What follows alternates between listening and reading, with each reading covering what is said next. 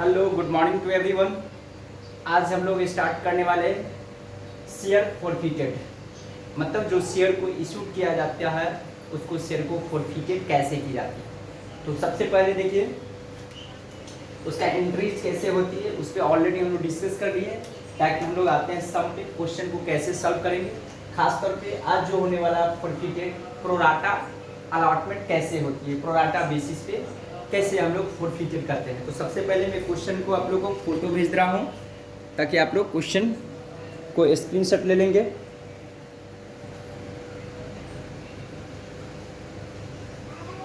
तो देखिए क्वेश्चन है,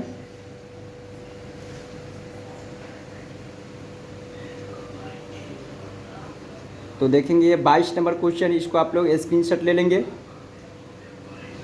ठीक है, अब मैं आगे बढ़ रहा हूँ।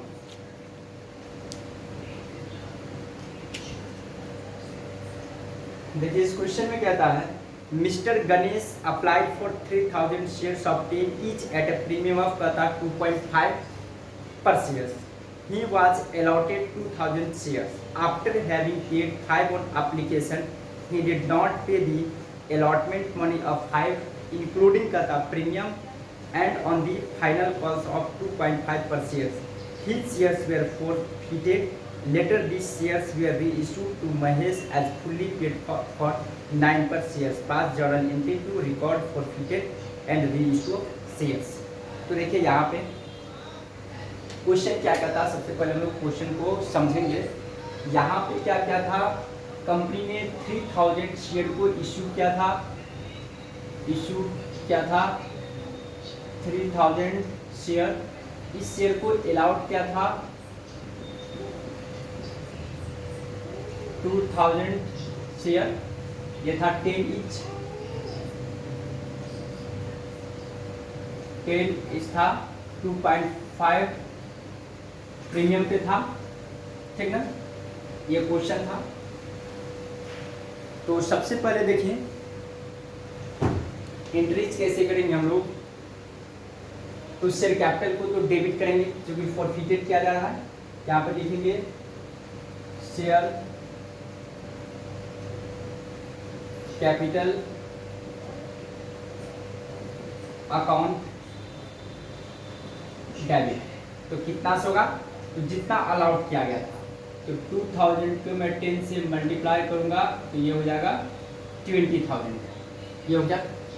उसके बाद पेमेंट किस पे ने किया था, अलॉटमेंट मनी पे और शेयर कॉल्स मनी पे। तो जिस पे पेमेंट नहीं कर पाया था तो यहाँ पे लिखूंगा to share allotment account, to share calls money account. उसके बाद जो बैलेंसिंग आएगा टू शेयर फॉरफिटेड अकाउंट। ठीक है, ये इंक्रीज होगी। तो देखेंगे शेयर अलॉट, पहले तो लिखते हैं शेयर कॉल्स मनी। तो कॉल्स मनी का रेट कितना था वो देखिए जरा। यहाँ पे शायद शेयर प्रीमियम पे इशू हुई थी, तो प्रीमियम का भी इंक्रीज करनी पड़ेगी हम लोगों को। प्रीमियम कितना था, 2.5 था। सिक्योरिटी प्रीमियम को डेबिट कर दिए यहाँ पर, चूंकि ये फॉरफिटेड का केस है। क्या लिखूंगा, सिक्योरिटी प्रीमियम अकाउंट डेबिट। कितना था, 2.5 रुपीज़ था। 2.5 रुपीज़ को मल्टीप्लाई करूंगा 2000 से तो ये हो जाएगा 5000। ठीक है, अब देखेंगे यहाँ पे एप्लीकेशन पे तो था एप्लीकेशन ही डिड नॉट पे दी का था allotment 5 and on the final calls of 2.5 रुपया।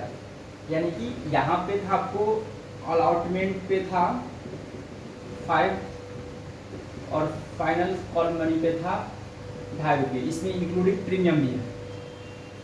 तो देखिए शेयर कॉल्स मनी को मैं डायरेक्टली क्रेडिट कर देता हूँ। तो 2000 को 2.5 से मल्टीप्लाई करूंगा तो ये हो जाएंगे आपको 5000। अब देखिए शेयर अलॉटमेंट, चूंकि यहाँ पे प्रोराटा हुआ था अलॉटमेंट, तो देखिए कैसे होगा।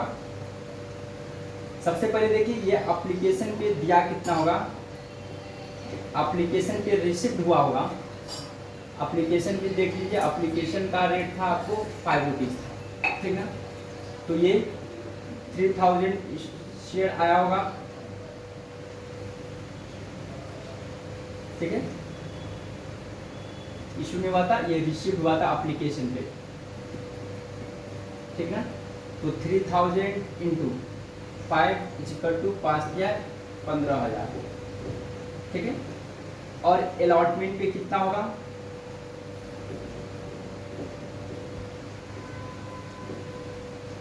अलॉटमेंट पे कितना था, 2000 अलॉट किया गया था। तो पहले तो 2000 और इंटू 5 करूँगा, तो कितना होंगे ये 5 गुना 10,000।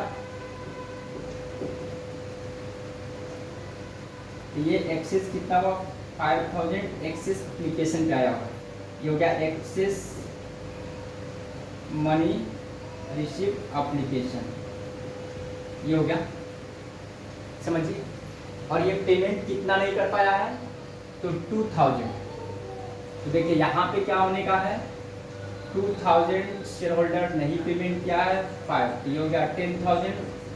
और एप्लीकेशन पे एक्सेस कितना 5000 दे रखा है, इसका मतलब ये 5000 ये आपको अलॉटमेंट पे नहीं दिया होगा, तो ये हो जाएगा आपको 5000। यहाँ पे कितना हो गया 25, तो यहाँ पे देखिए कितना बच रहा है,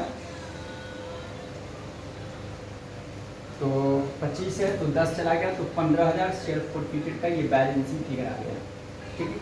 फिर कहता है इसी शेयर को इशूड कर दिया गया।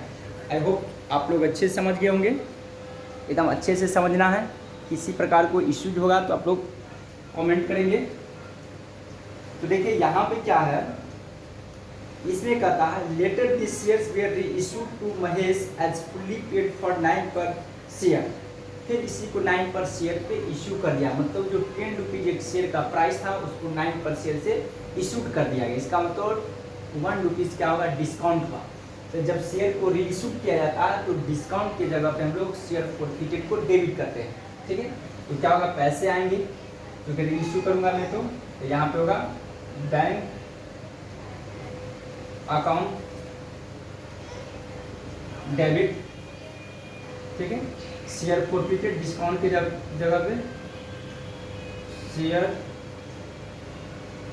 Forfeited account debit to share capital account. तो देखिए कैसे होगा, 2000 शेयर को ये किया गया 10 रुपीज़ था, यहाँ पे मैं ब्रैकेट में लिख दे रहा हूँ 2000 इंटू 10 इक्वल टू हो जाएगा 20,000, ठीक है। बैंक में कितना आएंगे, तो देखिए 2000 शेयर था, उसको मैं 9 से मल्टीप्लाई करूँगा, तो 9 गुना 18,000 होंगे। फॉरफिटेड में कितना होगा 1 रुपीज़, तो ये हो जाएगा आपको 2000, क्योंकि 1 रुपया जो आपको डिस्काउंट में चला गया, ठीक है। और इस फॉरफिटेड शेयर को हम लोग क्या करते हैं, लास्ट में कैपिटल रिजल्ट में हम लोग ट्रांसफर कर देते हैं। तो यहाँ पे इंग्लिश क्या होगा, share forfeited account debit share forfeited